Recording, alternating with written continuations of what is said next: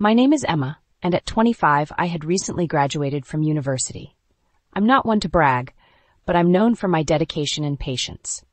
Throughout my life, I've always focused quietly and diligently on my studies, maintaining reasonably high grades. I have dreams that I aspire to fulfill, and while I'm content with my daily life, there is a significant worry that haunts me. One day, within moments of my father's funeral, my mother Linda and my sister Olivia confronted me. Their intentions were clear. They planned to sell our family home and move into a luxury condo. But that wasn't the most shocking part. They demanded that I relinquish my right to our father's inheritance. "You're not thinking you'll get a dime of our father's inheritance, are you?" Linda sneered. My sister Olivia chimed in, her voice dripping with cruelty.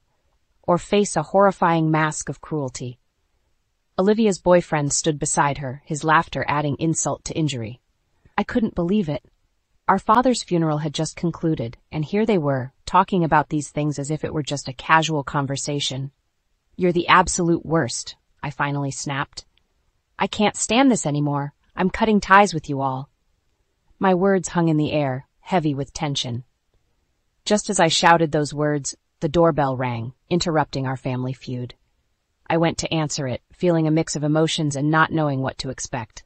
Standing on the doorstep was a man who seemed vaguely familiar, though I couldn't quite place him. I greeted him with a hesitant, "Hello?" "My condolences for your loss," he said with a deep bow. His name, he introduced, was Mr. Anderson. His presence was unexpected and puzzling, but I invited him inside, wanting to know more about the purpose of his visit. Little did I know that Mr. Anderson's arrival would set in motion a series of events that would change my life forever. I led Mr. Anderson into our living room, still bewildered by his sudden appearance. He seemed composed and professional, which provided some comfort amidst the chaos that had erupted in my family. "My name is Emma," I said, introducing myself again, hoping to jog his memory about where we might have met before. Mr. Anderson offered a warm smile. "It's a pleasure to meet you, Emma. I know this is a difficult time for you, but I'm here to help." I couldn't help but feel intrigued by this attorney assigned by my father. I gestured to the sofa, inviting him to take a seat. As I settled down across from him, I couldn't contain my curiosity any longer. "Mr. Anderson, may I ask what brings you here? Did my father have any legal matters that needed attention?" He nodded, his demeanor serious. "Yes, your father did have some legal matters to address. But before we dive into that, could you tell me a bit more about yourself and your family?" I hesitated for a moment, unsure of how much to disclose to a stranger. However, there was something about Mr. Anderson's presence that made me feel comfortable. I shared the basics of our family structure, explaining how my mother, Linda, and my sister, Olivia, had presented me with their plans to sell our family home and claim our father's inheritance, leaving me with nothing. Mr. Anderson listened attentively, his expression unreadable. "I see," he said. "Thank you for sharing that with me, Emma. Now, let's discuss the reason I'm here." With that, he reached into his briefcase and pulled out a stack of documents. He handed one of them to me, and I realized it was my father's will. I scanned the document, my heart racing as I read the words carefully. "In his will," Mr. Anderson began, "your father designated you as the sole beneficiary of his inheritance." I couldn't believe my eyes. My father had chosen me as the recipient of his estate. The shock of the revelation left me speechless. My thoughts raced as I tried to process this unexpected turn of events. Meanwhile, Mr. Anderson continued, "Your father also designated me as the executor of his will. He had some concerns about how his assets would be handled after his passing." I looked up at Mr. Anderson, feeling a mix of gratitude and confusion. Why did my father choose me, and why did he have concerns about his assets? Mr. Anderson leaned forward, his eyes focused on mine. "Your father knew you better than anyone else, Emma. He appreciated your dedication and kindness. As for his concerns, well, they are related to the way your family has been handling his assets recently." The mention of my family's actions sent a chill down my spine. What had they been doing? And what had my father seen that troubled him? As Mr. Anderson continued to explain, I realized that my journey was about to take an unexpected and challenging turn. With the weight of my father's will still sinking in, Mr. Anderson and I sat in the living room, deep in conversation. I couldn't help but wonder what my family had been doing with my father's assets that had caused him concern.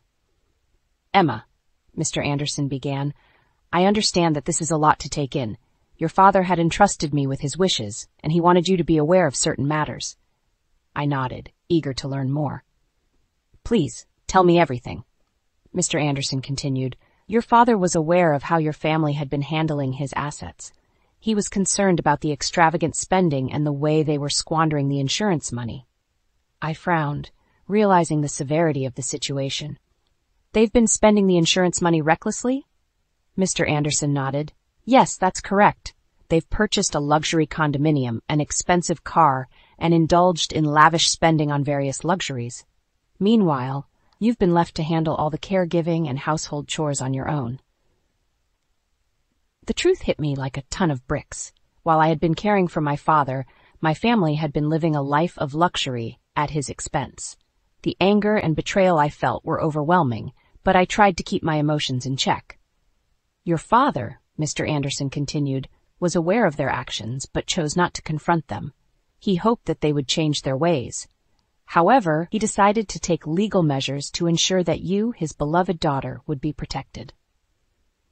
Tears welled up in my eyes as I thought about my father's love and concern for me. "I can't believe they would do this to him," I whispered, my voice choked with emotion. Mr. Anderson placed a reassuring hand on my shoulder. "Your father had a message for you, Emma. He wanted you to know how much he appreciated your dedication and kindness. He wanted you to be happy." I wiped away my tears and nodded. "I'll do whatever it takes to honor his wishes." As we continued our discussion, Mr. Anderson explained that he had been entrusted with overseeing the distribution of my father's inheritance. He also mentioned the importance of upholding my father's values of kindness and righteousness. Deep down, I knew that my path was clear. I needed to pursue a career that would allow me to advocate for justice, just as my father had hoped. I looked at Mr. Anderson with determination in my eyes. "I want to become a lawyer, like you, Mr. Anderson. I want to ensure that justice prevails." He smiled warmly. "I believe you have the potential to make a great lawyer, Emma. I'll be here to guide you every step of the way." With Mr. Anderson's support and my father's memory as my driving force, I knew that I was embarking on a new journey, one that would be filled with challenges and opportunities to make a difference. In the days that followed Mr. Anderson's visit, I continued to reflect on my father's love and the responsibilities he had entrusted to me. It was clear that he had seen through my family's actions and wanted to ensure that I would be protected. One evening, my phone rang and I saw my father's name on the caller ID. My heart skipped a beat and I quickly answered the call. "Dad? Hello?" I said, my voice filled with both excitement and concern. A weak but familiar voice responded, "Emma, it's been a while." Tears welled up in my eyes as I heard my father's voice. "Dad, it's so good to hear from you. Are you doing okay? It's nighttime there, right? How's work?" My father let out a soft sigh. "I'd like to say I'm fine, but I've been having headaches lately. I'm planning to go see a doctor soon." Worry washed over me. "Please take care of yourself, Dad. You mean everything to me." My father's voice warmed with affection.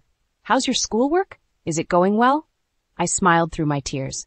"Thanks to you, everything is going well. I'm studying hard to achieve my dream." "That's my girl," my father said with pride. "You're always so diligent. Remember what I always say? Be righteous and kind, right?" I nodded, even though he couldn't see it. "Don't worry, Dad. I'm doing my best." "That's my Emma," he said softly. "I'll bring lots of souvenirs when I come home next time."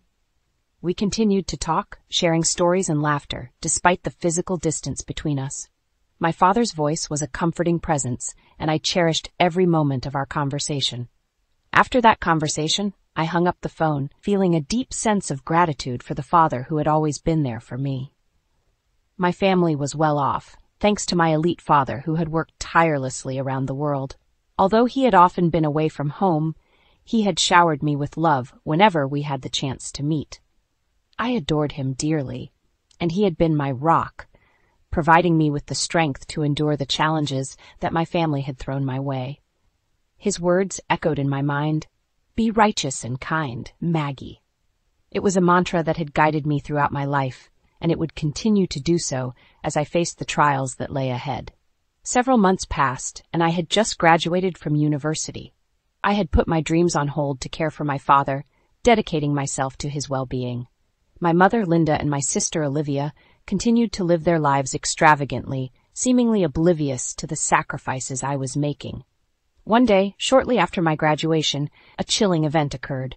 My mother, Linda, burst into my room, her face as pale as a ghost. She looked distraught, and I could tell something was terribly wrong. "Emma, that is," she stammered, struggling to find the words. My heart raced as I waited for her to continue. It was clear that something had happened to my father. Linda finally managed to speak. "Your father collapsed at the airport as soon as he returned home. He's been rushed to the hospital." I felt a wave of shock and fear wash over me. My father, who had always been a pillar of strength, had now fallen ill. Without a second thought, I rushed to his side. Olivia, my sister, accompanied us to the hospital. The doctor informed us that our father had likely suffered a stroke. Despite extensive treatment, his condition barely improved. He was left with severe physical paralysis and struggled to speak properly. It was heartbreaking to see him in such a vulnerable state. As I dedicated myself to caring for my father, I couldn't help but plead with my mother and sister to help. "Mom, Ashley, if you helped with Dad's care once in a while, I'm sure he'd be really happy." Their response, however, was always the same. "We're too busy. We've left Dad's care to you." My father's condition deteriorated, and I found myself taking on more responsibilities.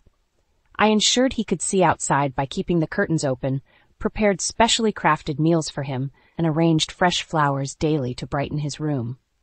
I even sought help from professional caregivers, but I did everything with all my heart. Remembering my father, who had worked tirelessly for us and showered us with love, I was determined to do everything I could for him. Whenever times got tough, I would recall his words, "Maggie, always be righteous and kind." Those words gave me the strength to carry on, even in the face of adversity. One day, while cleaning the house, I overheard a conversation between Linda and Olivia that left me in shock. They were talking about my father's insurance money and his inheritance. "Thanks to Dad's insurance money," Linda said with a smirk, "I was able to buy the bag I wanted." Olivia chimed in, "I know, right? Thanks, Dad. Maybe I should get a new wallet, too." My heart sank as I listened to their callous remarks. They were celebrating their purchases with the money meant for my father's care. But what Linda said next was even more shocking. "If Dad were gone, we'd receive a few $100 million from his life insurance and inheritance," she said casually. "He's been saving up through his job and investments." Olivia eagerly joined in. "Wow, Mom, then we should totally buy a luxury condo. And my boyfriend could live with us." Linda added, "I wish Dad would hurry up and die." I couldn't bear to listen any longer, and I quietly left the scene. My father was struggling to stay alive, and yet they were spending his insurance money and dreaming about a luxury condo from his inheritance, wishing for him to die sooner. The anger and despair I felt were overwhelming, but I knew I couldn't confront them without saddening my father further. So I pretended I hadn't heard their conversation and continued to devote myself to his care. Days turned into weeks, and I continued to care for my father with unwavering dedication. Despite the growing resentment I felt towards my mother, Linda, and my sister, Olivia, their selfishness and callousness knew no bounds, and it was clear that they had no intention of supporting our father in his time of need. I received help from professional caregivers, but I made sure to be actively involved in every aspect of my father's care. I would talk to him, read his favorite books, and do my best to keep his spirits up, even though his condition had not shown significant improvement. Every day was a struggle, but I was driven by my father's words. "Maggie, always be righteous and kind." Those words were a reminder of the values he had instilled in me, and they became my guiding principles. One evening, as I sat by my father's bedside, he managed to muster a few words. "Maggie, you're my rock." Tears welled up in my eyes as I held his hand gently. "Dad, I'm here for you always." He smiled weakly, and his eyes filled with gratitude. It was moments like these that made me determined to continue caring for him despite the difficulties. However, a few months later, my father suffered a recurrence of his stroke, and his condition deteriorated rapidly. He was now completely dependent on me for his care, unable to move or communicate properly. It was a heartbreaking sight, but I refused to give up on him. I had to put my dreams on hold once again, but I knew it was the right thing to do. My father had always supported me in pursuing my goals, and now it was my turn to support him in his time of need. As the days went by, I noticed that Linda and Olivia had become even more distant. They rarely visited my father, and when they did, it was only for a brief moment. They continued to live their lives of luxury, buying designer goods and going on overseas trips, all funded by my father's money. One day, I overheard them talking about their plans to sell our family home and move into a luxury condo. They seemed more interested in their own desires than in my father's well-being. "We'll get a lot from your father's inheritance," Linda said, her voice filled with greed. "So we decided to sell this house and live in a luxury condo. Emma, you should leave." I couldn't believe the audacity of their words. My father was still alive, and they were already making plans to claim his inheritance. It was clear that they had no respect for him or his wishes. "I can't believe you guys," I said, my voice trembling with anger. "I'm cutting ties with both of you." Their response was callous and dismissive. They didn't seem to care about the pain they were causing me or the suffering our father was enduring. As I stood there, seething with anger and frustration, the doorbell rang, interrupting our confrontation. I opened the door, not knowing what to expect. A man stood on the doorstep, a middle-aged gentleman in a suit and glasses. He greeted me with a polite bow. "Good evening. My condolences for your loss." I invited him inside, wondering who he was and what had brought him here. He introduced himself as Mr. Watson, an attorney assigned by my father. My heart raced as I realized that my father had taken legal measures to protect me and his assets. Mr. Watson's presence was a glimmer of hope in the midst of the turmoil that had engulfed my family. As Mr. Watson stepped into our living room, my heart pounded with anticipation. I couldn't help but wonder what my father had arranged through his attorney and how it might impact the ongoing turmoil within our family. "Emma," Mr. Watson began, "I understand that this is a difficult time for you, and I'm here to help you navigate through some important matters." I nodded, grateful for his presence and guidance. "Please tell me everything." Mr. Watson proceeded to explain the purpose of his visit. "Your father, Robert, had entrusted me with his will and certain legal matters regarding his assets. He wanted to ensure that you are well taken care of, Emma."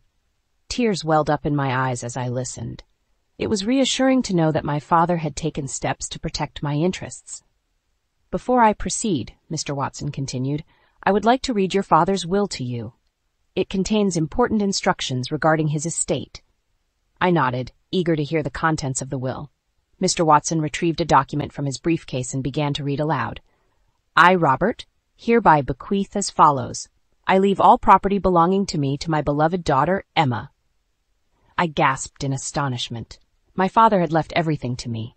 It was a stark contrast to the expectations of my mother, Linda, and my sister, Olivia, who had been plotting to claim his inheritance. Mr. Watson continued, "The will also designates you, Emma, as the executor." I felt a mixture of emotions, gratitude, responsibility, and a sense of duty. My father had placed his trust in me, and I was determined to honor his wishes. Mr. Watson then proceeded to explain that my father had been aware of the reckless spending by Linda and Olivia, as well as their disregard for his well-being. He had commissioned Mr. Watson to investigate their actions, and the attorney had uncovered evidence of their extravagance. "In this case," Mr. Watson said, "it is unlikely that the distribution of the inheritance will be deemed unfair. Your father's concerns were well-founded." I couldn't help but feel a sense of vindication. My father's decision to protect me and his assets was justified. However, Linda and Olivia were not pleased with the revelation. They argued that they should be entitled to a share of the inheritance, citing legal provisions. Mr. Watson calmly responded, "You do have the right to claim a statutory reserve from the inheritance, as prescribed by the civil law. However, given the evidence of your extravagant spending and disregard for your father's well-being, it is unlikely that such a claim will be successful." Their faces paled as they realized the implications of their actions. My father had planned meticulously to ensure that justice prevailed, and Mr. Watson was here to uphold his wishes. As Linda and Olivia grudgingly accepted the reality of the situation, I felt a renewed sense of purpose. My father had entrusted me with his legacy, and I was determined to use it to honor his memory and the values he had instilled in me, righteousness and kindness. The warmth of the sun barely penetrated the tinted windows of our car as Ethan and I made our way to what I thought would be a memorable weekend. I, Sarah Jennings, a 33-year-old housewife, was nestled in the passenger seat, my heart fluttering with anticipation. It was our first wedding anniversary, and despite my reservations about spending it with Ethan's family, I couldn't help but feel excited about staying in a luxurious inn. Ethan, my husband, was an heir to a wealthy family, a fact that never ceased to color our relationship with its stark contrasts. Our marriage, though sprinkled with moments of tenderness, often felt overshadowed by the looming presence of his family's wealth. As we drove, Ethan seemed lost in thoughts, occasionally offering me a distracted smile. The car hummed along the highway, and I found myself lost in thoughts of our marriage. Ethan had always had a penchant for grand gestures, undoubtedly a habit ingrained from his lavish upbringing. I remembered how he used to regale me with stories of extravagant family vacations and opulent birthday celebrations. Yet today, our anniversary felt different. It was a celebration of our union, our journey together. The previous year had been a roller coaster of adjustments and learning. We had started our marital life in a 2-bedroom apartment in the city.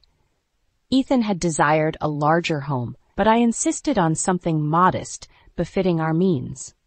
The idea of living ostentatiously solely on the merit of his family's wealth didn't sit right with me. Yet Ethan's salary seemed to increase conveniently whenever we faced financial concerns, a privilege I couldn't relate to but quietly appreciated. Our journey was abruptly interrupted when Ethan announced we were taking a brief stop. "I need to use the restroom," I said, stepping out into the cool air of the rest area. The mundane act of waiting for Ethan seemed to stretch into eternity.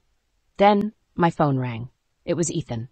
Confused, I answered, expecting him to ask if I wanted anything from the store. Instead, his voice, laced with a tone I couldn't quite place, sent shivers down my spine. "Sorry, Sarah, but we've already left. It's a family trip after all. Head back home, maybe do some cleaning." The words struck me like a physical blow. Around him, I could hear the muffled laughter of his family. I stood there, phone in hand, the world spinning around me, betrayed, abandoned at a rest stop. The reality of the situation sank in. I managed a feeble, "Okay," my voice trembling. A mix of humiliation, anger, and disbelief churned inside me. Today wasn't just our anniversary, it was also my birthday. The realization that they had brought me on this trip only to leave me behind was unbearable. I stumbled back into the restroom, my mind a whirlwind of emotions. As I locked myself in a stall, tears stung my eyes. I was alone, forsaken on a day that was supposed to be a celebration of our love.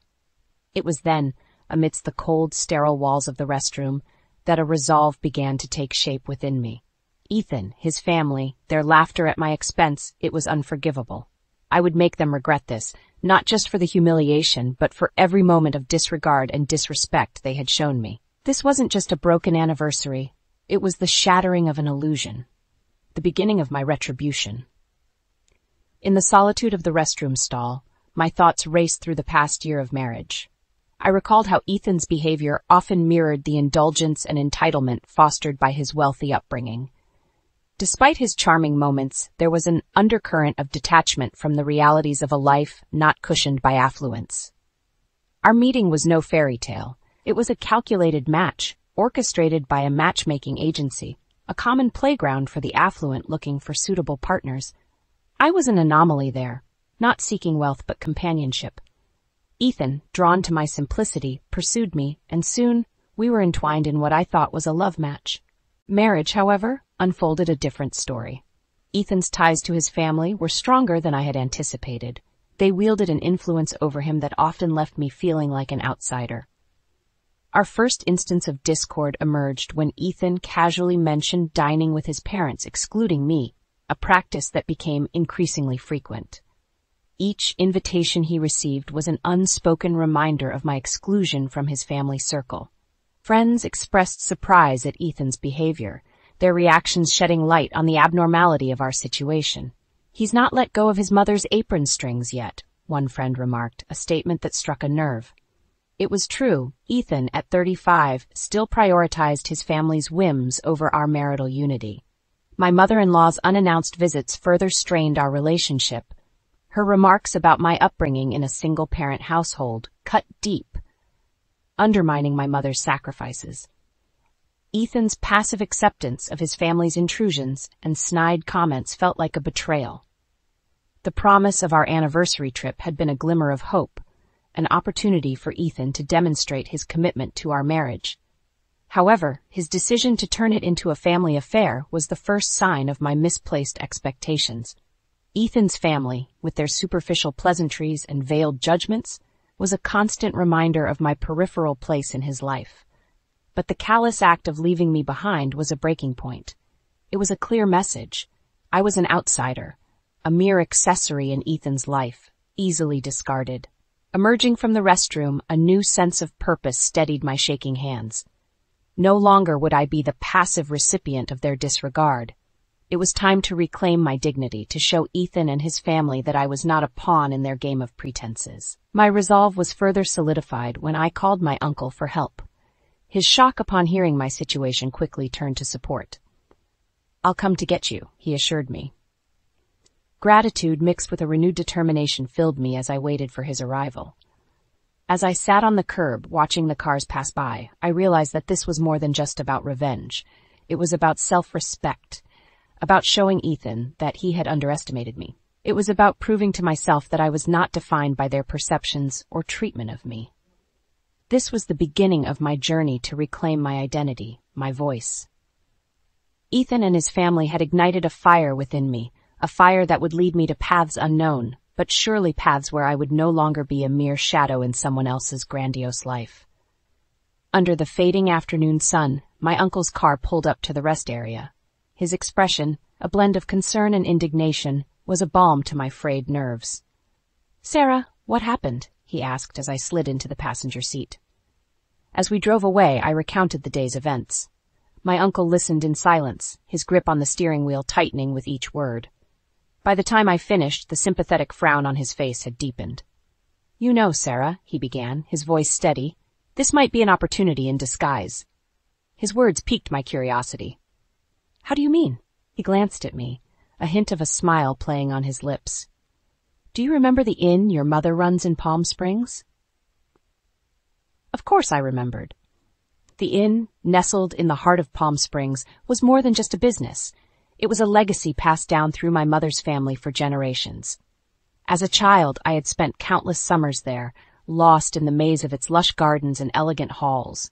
It was a part of my heritage, one that Ethan and his family knew nothing about. A plan began to take shape in my mind, fueled by the revelations of my past and my uncle's subtle encouragement.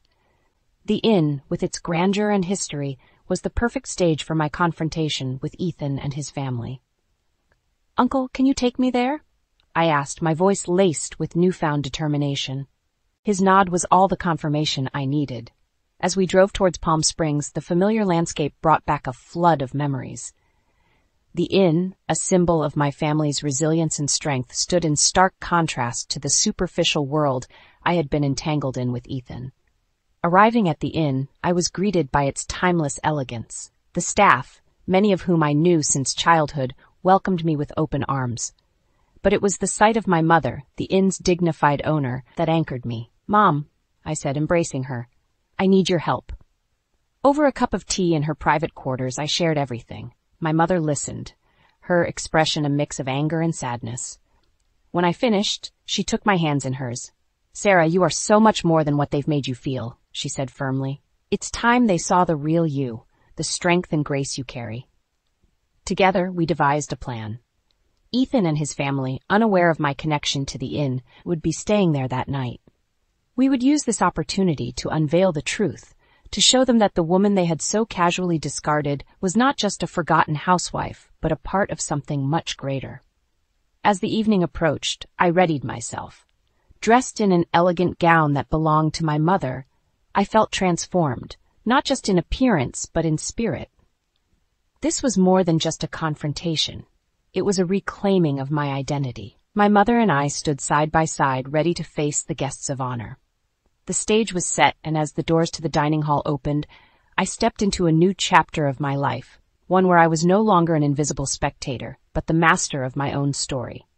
The dining hall of the inn was alive with the sounds of chatter and clinking silverware, as Ethan and his family settled in, unaware of the storm that was about to descend.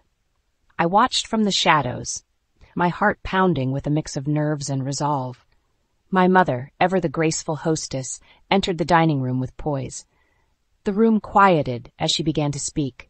"Welcome to our inn. I hope your stay is memorable." Her eyes briefly met mine, a silent signal of support. As the dinner progressed, I could hear snippets of conversation, each word from Ethan and his family fueling my determination. Their laughter, once a sound that made me feel excluded, now seemed shallow to my ears. Then, the moment arrived. Dessert was served, and my mother, carrying a cake lit with candles, entered the room. "Tonight, we celebrate a special occasion. It's the birthday and wedding anniversary of one of our guests, Miss Sarah Jennings. Where might she be seated?" My mother's voice was calm but carried an undercurrent of defiance. The room fell into a stunned silence. Ethan's family looked around, confusion etched on their faces. My mother-in-law, in a desperate bid to maintain appearances, raised her hand. "Oh, that's me. Thank you for the surprise." My mother's smile didn't waver, but there was a glint in her eye that signaled the turning point. "I apologize, but there seems to be a misunderstanding," she said. "Miss Jennings is not just any guest. She is my daughter and the future inheritor of this inn." The silence was deafening. Then, in a choreographed motion, I stepped out from my hiding place and stood beside my mother. The expressions of shock and disbelief on Ethan and his family's faces were a picture I would remember for a lifetime. "Ethan," I began, my voice steady, "you left me at a rest stop, thinking I was powerless and alone. But you see, I am not just the woman you thought you could easily discard. This inn, a symbol of my family's legacy, will be mine someday." The realization dawned on Ethan and his family. The woman they had underestimated was far from the helpless figure they imagined. I saw a range of emotions flicker across Ethan's face: confusion, realization, and finally fear. My mother-in-law stammered, trying to regain her composure. "This is preposterous! You're lying!" "No, Mother, she's not," Ethan interjected, his voice barely above a whisper. His gaze met mine, and for a moment I saw a flicker of the man I had once believed I married.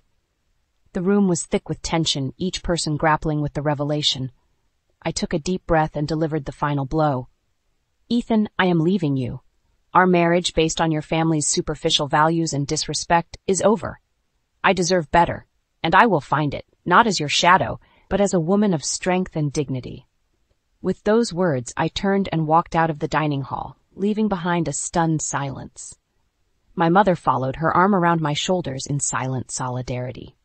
That night, I not only confronted Ethan and his family, but also freed myself from the chains of their expectations. I had reclaimed my identity, not as Ethan's wife, but as Sarah Jennings, a woman with her own legacy and future. In the days following the dinner at the inn, the world seemed to take on a different hue. I had confronted my fears, spoken my truth, and in doing so, liberated myself from the confines of a loveless marriage.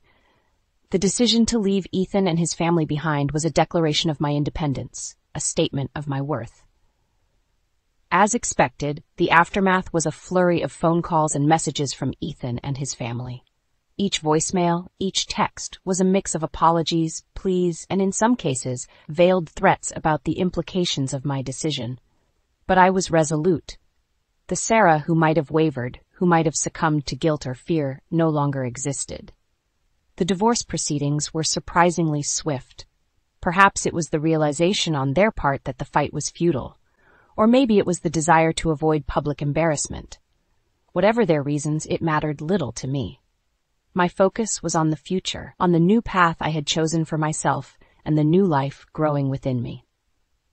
The knowledge of my pregnancy, once a source of apprehension, had now become a beacon of hope.